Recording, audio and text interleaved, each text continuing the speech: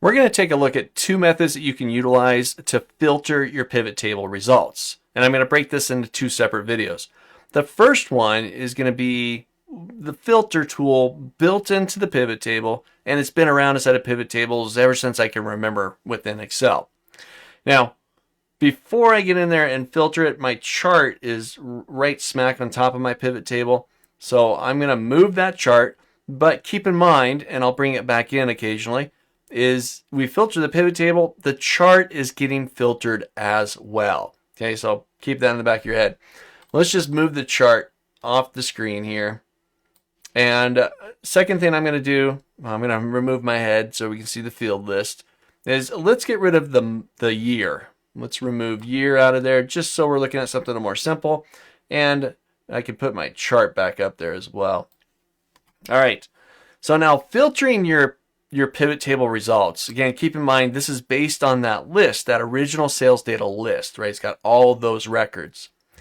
Now, let's say right now I'm looking at each month and the sales for each month, but there's 3 years of data here, and we're really not seeing the years.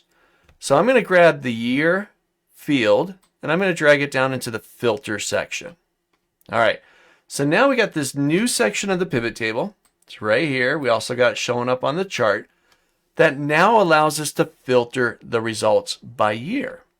So currently I'm looking at year, all 3 years. If I click on the drop down, we now have the option to filter the years. And in the newer releases, I got to remember, I think it's 2010, it may have been 2013, they introduced the select multiple items. I think it was 2010. But if I select one, let's say I only want to see 2013 data. So I select that, I hit OK, and we've now filtered the pivot table and the chart.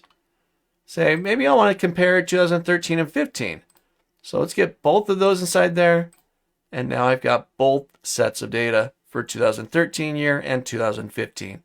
But a quick little filter, little drop down here, you pick what you want to see. I'll go back to all, and you're updating both the pivot table and the chart.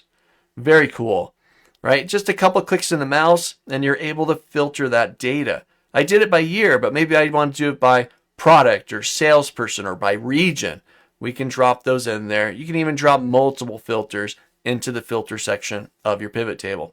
So try this one out. We're going to take a look at one more method. We'll take a look at that in the next video. And it's actually my preferred method over this filter right here, but I'll talk about that here in a moment. Try this one out, get that to work for you, then we'll take a look at the next option.